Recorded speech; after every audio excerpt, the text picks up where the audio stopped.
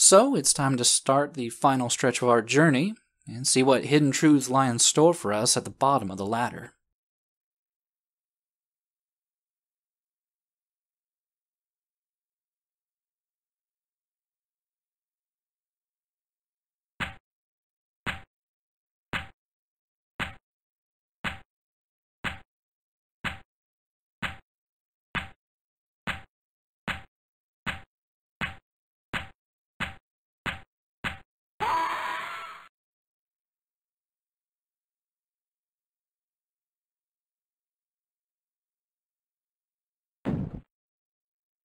Definitely not the most auspicious start, but in all honesty, we should be counting our lucky stars that we did manage to survive such an incredibly long fall. And just where did that fall take us? Well, believe it or not, this is the excavation site that Dr. Hauzer had mentioned, rather feverishly so, in most of his diary entries. Yeah, this is going to be the gateway to paradise, the gateway guarded by the cherub, and the place where we will hopefully get all the answers we've been looking for. And we don't have many options of places to go, so let's try the double doors first.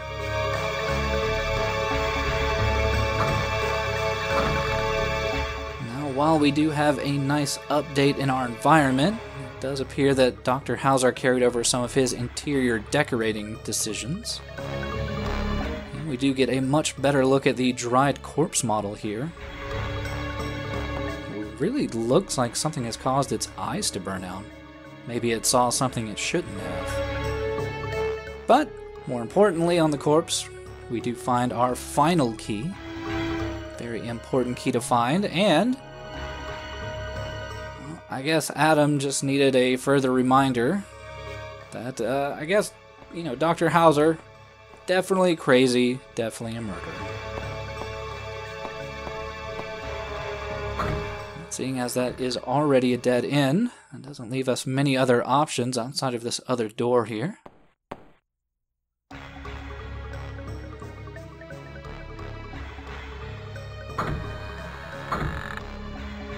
And even that leads us into what immediately looks like just another dead end.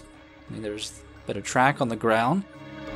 Though this far wall seems to not be very structurally sound. And while we did end up throwing away our shotgun, we do have another means that we might be able to take down a wall. Just need to place down this dynamite here and use our lighter to light it up.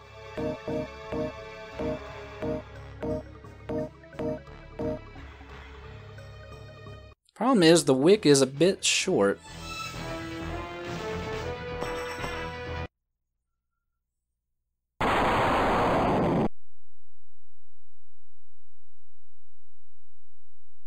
And indeed, our window of time to get out of the room is in actuality incredibly small. You have maybe 2 seconds tops to get out of the room before the dynamite goes off.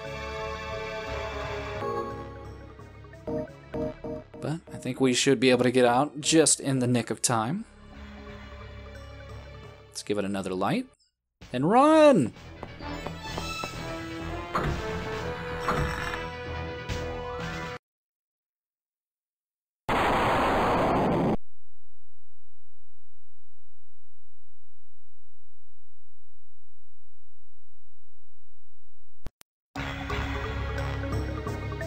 And thankfully, the outer walls of the excavation here are pretty sound. And we get, apparently, to ride in a very, very oddly tuned minecart.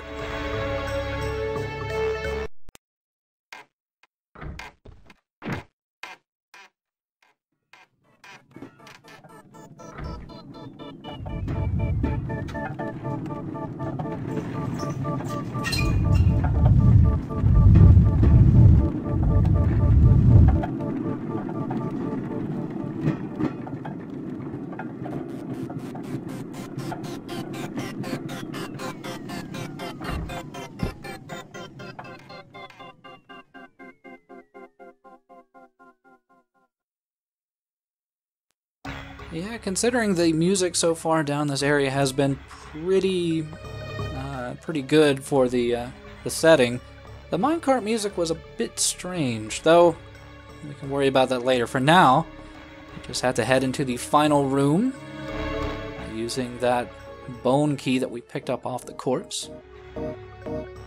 And I was curious about what the description was on the key, and it was a bit humorous. Who could have made this bone key? Why? It was the murderer, of course. Makes perfect sense.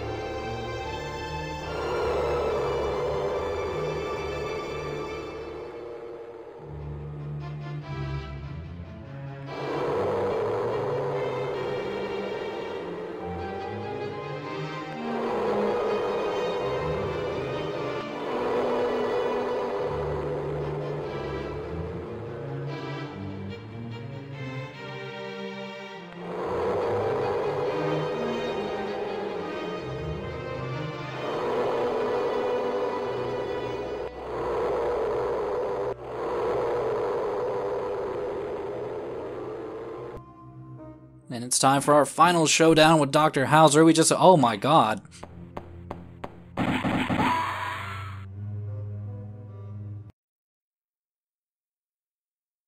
Yeah, so action sequences and adventure games sometimes do not go very well, especially when the overall gaming experience has not really set you up for, I guess, any kind of Twitch-based quick reaction adventure or action set pieces, and Dr. Hauzer is no different.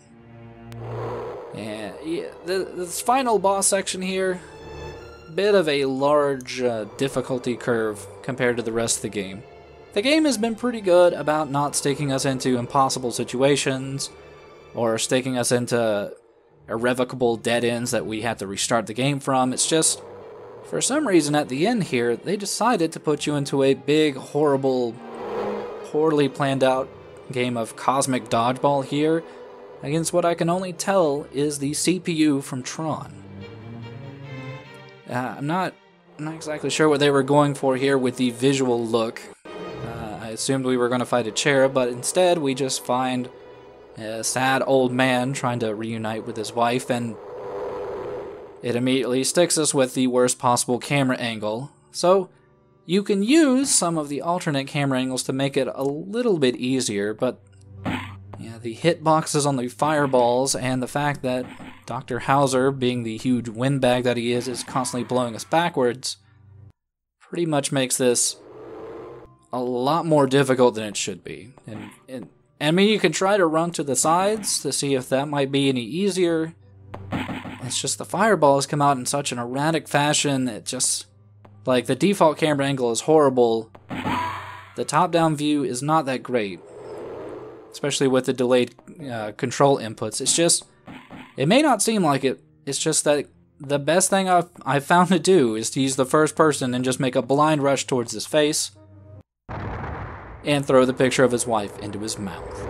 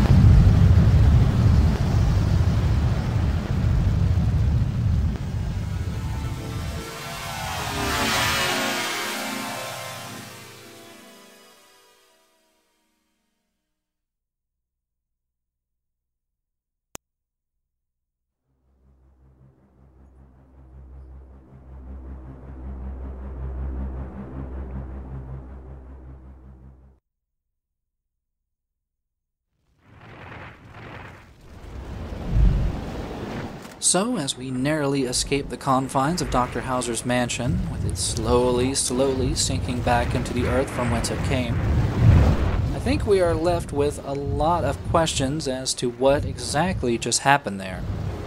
It just seemed very suddenly we got a whole whirlwind of very odd theology and imagery, and just not a lot in the way of explanations.